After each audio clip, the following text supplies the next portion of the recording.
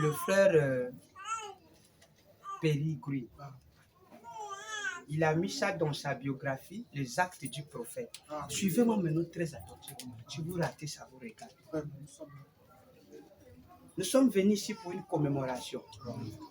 Mais nous devons mettre les gens à l'équilibre. Amen. Ce n'est pas Benel qui a eu la date du 11 juin. Ce soir, excusez-moi, 11 juin 1933. C'est le frère Péri-Green qui a eu ça. Le frère Péri-Green, il pense ça, il donne ça.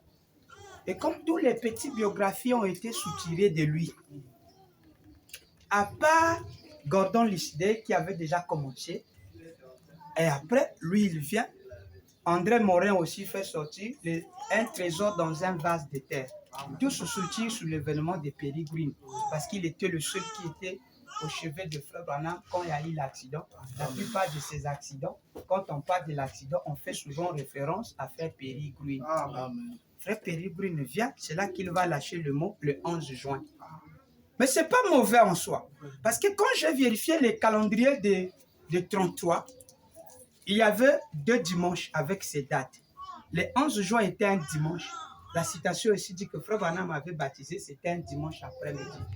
Ça s'est passé à 14 h. Maintenant, qu'est-ce qui se passe? Il y a encore un élément. Frère Péri-Green dit cela dans les actes du prophète, page 52. Nous rentrons déjà dans l'enseignement.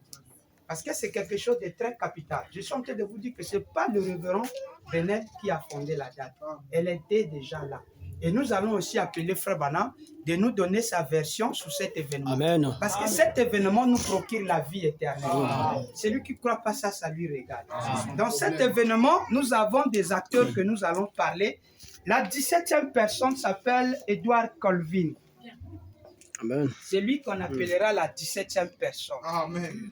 Edward. Vous voyez que j'étais là-bas. Amen. C'est notre péché. Mais c'est Kentucky, non? Amen. Nous allons lire ce nom-là. Edward Colvin. Si on vous dit la 17e personne, c'est qui? Edward Colvin. On va lire d'abord. Edward Colvin. Sentinelle, qu'en est-il de la nuit? On vous demande, est-ce que vous êtes des sentinelles? Oui. Parce que Benel a soulevé le signe ici. Prenez avec moi, sentinelle, qu'en est-il de la nuit?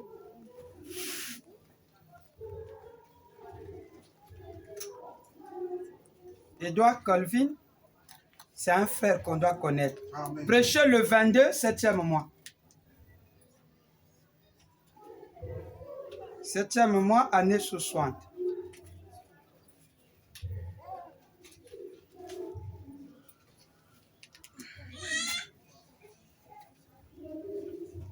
Sentinelle, qu'en est-il de la nuit du 22, 7e mois,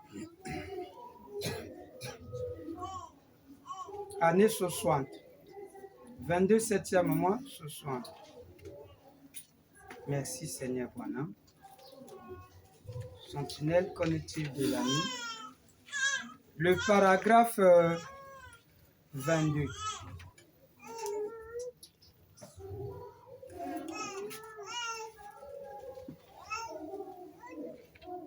Quelqu'un est avec moi? Vous devez connaître mon ignorance. Je suis en train d'apprendre beaucoup de choses avec Frère Branham. Et si vous voyez très bien, vous allez voir comment ma main est en train de trembler parce que j'ai peur. Il y a des anges de Dieu qui sont derrière moi ici. Okay. Je peux aller maintenant? Je le lis avec Shekina.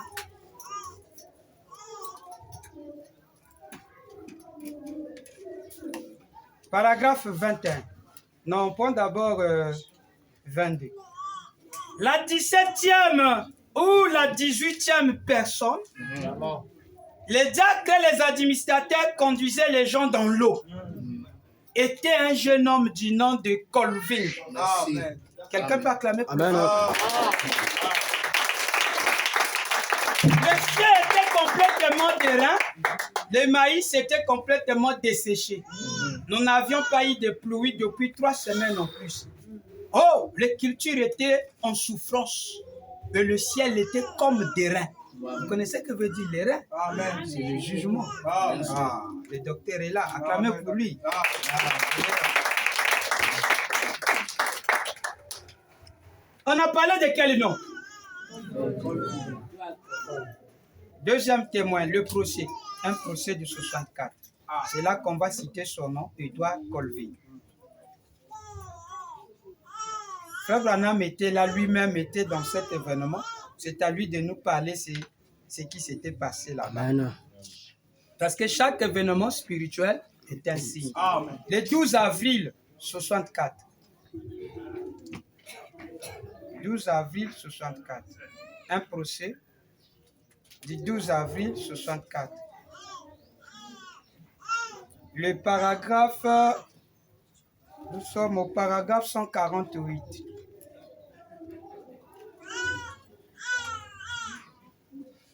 Ok. Vous y êtes? Nous y sommes. Révérend Jeff, tu es déjà là, non? Déjà. Je sais que toi, tu es maître dans ce domaine-là aussi. 148. Daniel, toi, tu prends ça, non? Je sais que tu as ça déjà. Laisse-moi un peu, mais te fouler un peu ici. 147. Je me suis avancé avec ce petit garçon. Je l'avais vu à l'hôtel. J'ai dit, mon fils, as-tu accepté Jésus comme ton sauveur personnel? Il a répondu, oui. Il s'appelait Edouard Colvin. Amen. Et j'ai dit, Edouard, sais-tu ce que je fais maintenant? Il a dit, oui, frère Branham. Je dis, je te baptise pour montrer à cette assemblée ici que tu as accepté Christ comme ton sauveur personnel. Amen. Comme je te baptise au nom de Jésus-Christ, tu porteras son nom. Amen. Lève-toi pour mener une nouvelle vie. Et quand tu partiras d'ici, tu dois marcher en nouveauté de vie. Comprends-tu cela, Edouard? Il a dit, oui. J'ai incliné la tête. J'ai dit, Père Céleste, comme ce jeune homme a confessé sa foi en toi, et comme tu nous as commissionné d'aller dans le monde entier, de prêcher l'évangile en baptisant les gens au nom du Père, Fils, Saint-Esprit, et les recommandant de croire à tout ce que tu as enseigné. C'est pourquoi je te baptise, mon frère, au nom du Seigneur Jésus-Christ. Comme je le plongeais dans l'eau, je me suis relevé, j'ai entendu quelque chose faire. Ouch! Alléluia. J'ai regardé la foule et j'ai entendu une voix dire, lève les yeux. Je pensais, qu'est-ce? La maman de Billy qui est ici présent, 2 ou 3 ans avant notre mariage, cette année-là, j'ai vu son visage tout pâle. Elle avait un appareil photo à la main. J'ai entendu une seconde fois la voix dire, lève les yeux. J'étais effrayé. J'ai regardé autour de moi. Les gens s'étaient là en train de regarder et péter. J'ai encore entendu cette voix dire, lève les yeux. 3 fois.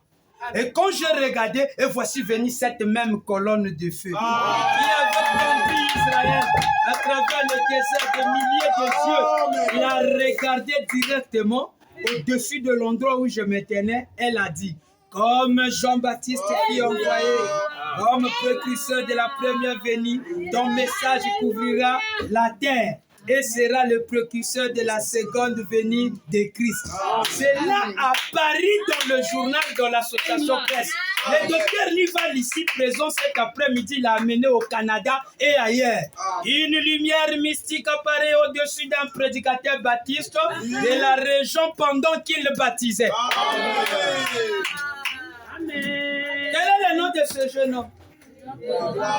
Acclamez pour Edouard Colvin. Je pense que la semaine qui viendra, on aura le nom de frère Edouard Colvin. Amen. On ne peut pas parler de cet événement sans parler de cet homme.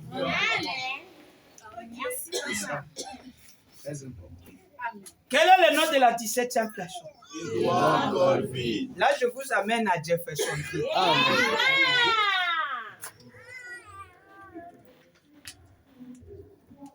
Frère Branham avait son idée à lui. Pour cet événement, je reviens encore là. Nous sommes en train de surveiller cet événement. Parce que cela est capital. C'est la première apparition de l'ange en public. La première apparition de l'ange en public. Amen. Ce que nous sommes en train de parler là. Frère Branham va dire ça où? Prenons toujours le frère Branham lui-même. Oui. celui qui doit nous enseigner et celui qui doit nous dire ce qui s'était passé là-bas. Exact. Suivez avec moi dans la prédication Sentinelle, qu'en est-il de la nuit?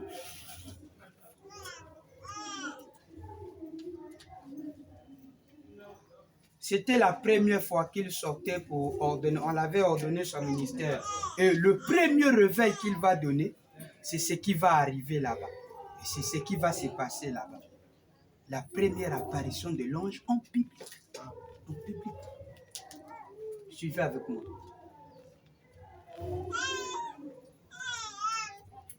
Ok. La vie éternelle, pardonnez-moi, on garde d'abord Sentinelle. La vie éternelle et comment la recevoir? Prêché le 31 décembre 54. La vie éternelle et comment la recevoir? Le 31 décembre 54, paragraphe 35.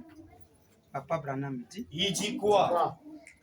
Il y a quelque temps, alors que j'étais un jeune ministre, quand j'ai tenu mon premier réveil, la vie éternelle et comment la recevoir, prêché le 31, 12e mois, 54, paragraphe 35. Je lis. Il y a quelque temps, alors que j'étais un jeune ministre, quand j'ai tenu mon premier réveil, je l'ai tenu sous une tente ici au coin, là où il y a un projet de construction de maisons. Je baptisais un groupe là-bas, à la rivière, ce dimanche-là, après-midi. Amen. Le dimanche était le 11 juin. Mais nous avons le 18 juin aussi, dans le dimanche, dans l'année 1933. Nous avons le 11 juin. 11 juin, c'est le frère Perry qui a donné ça. 18 ici, nous avons frère Branham lui-même qui a donné cette date-là.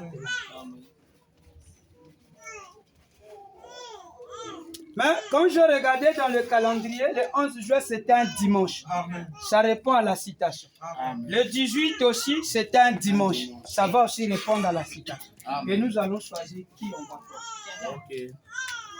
Alors, je lis. Il dit, je baptisais un groupe là-bas à la rivière ce dimanche l'après-midi. Quand l'ange du Seigneur apparut pour la première fois en public.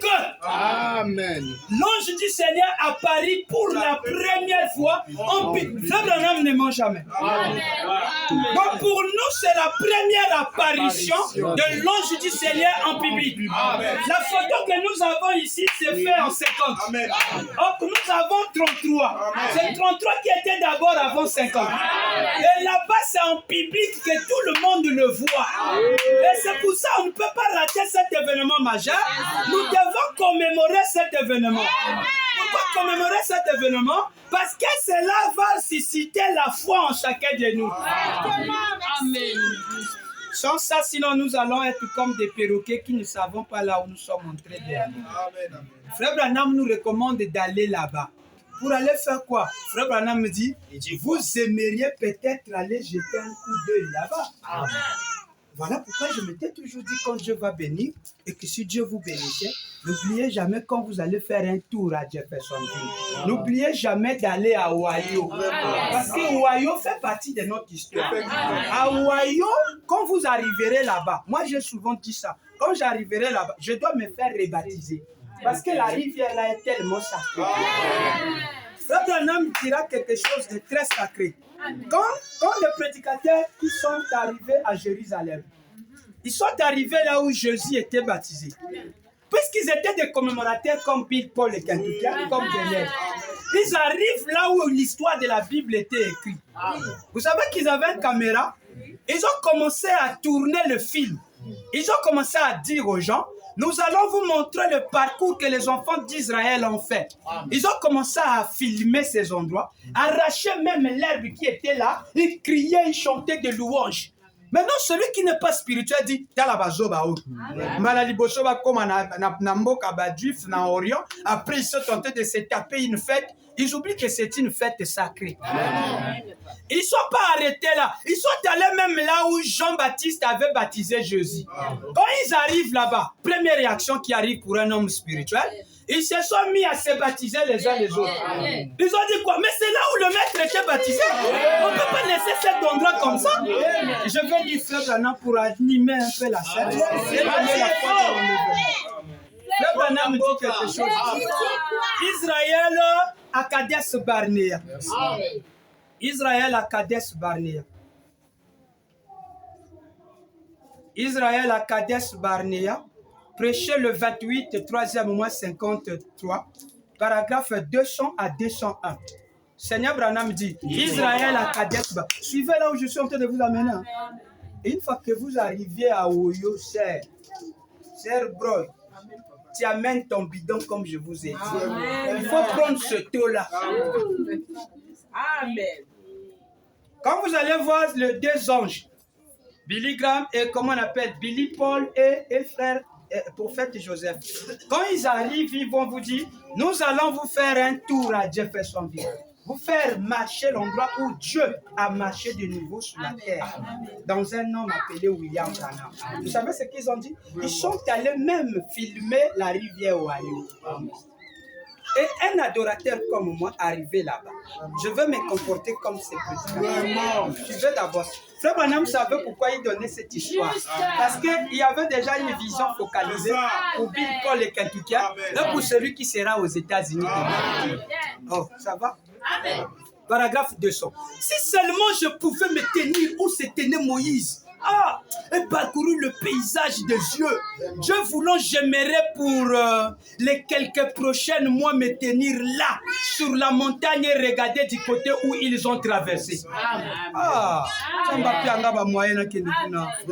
Dieu voulant, moi, 201. L'autre jour, j'ai vu un film de quelques frères, environ 40 de mes frères des campagnes d'évangélisation et d'autres, qui s'étaient rendus là. Ils avaient pris une bobine du film. Les bobines, c'est des anciennes caméras qu'on tournait, on filmait. Il dit, lorsqu'ils passèrent par là, ces hommes criaient et poussaient des cris. Alléluia,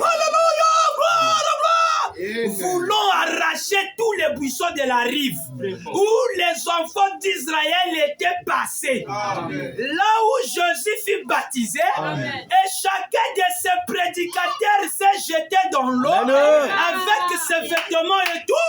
Ils se sont rebaptisés les uns aux autres. Chacun d'entre eux, oh mon frère, il y a quelque chose là-bas qui bougeait Rémi. Là, c'est l'endroit de la commémoration. Il y a quelque chose dans ces endroits-là. Dieu ne vient pas faire une mise en scène comme vous. Non, monsieur. Là où Dieu visite, l'endroit là est très sacré. C'est pas étonnant que Dany Henry arrive là où on avait mis le corps de Jésus. Mais c'était une commémoration. Il arrive là, il commence à penser à Frère Branham. Il coupe une petite morceau, il commence à penser, il dit, je vais amener ça comme souvenir. Mais Frère Branham devait refuser ça, il dit, c'est l'idolâtrie. C'est déjà passé, la vraie vie, c'est quand on a ça. Il a assis ça, il portait les manchettes sur ça. Il dit, prends ça, tous les détails. Amen. Quelqu'un est d'accord? Et Frère Branham vous recommande à vous. J'aimerais que vous puissiez jeter un coup d'œil là-bas. Ou à la rivière. C'est là où on va aller maintenant. Lisons Frère Branham, la sémence.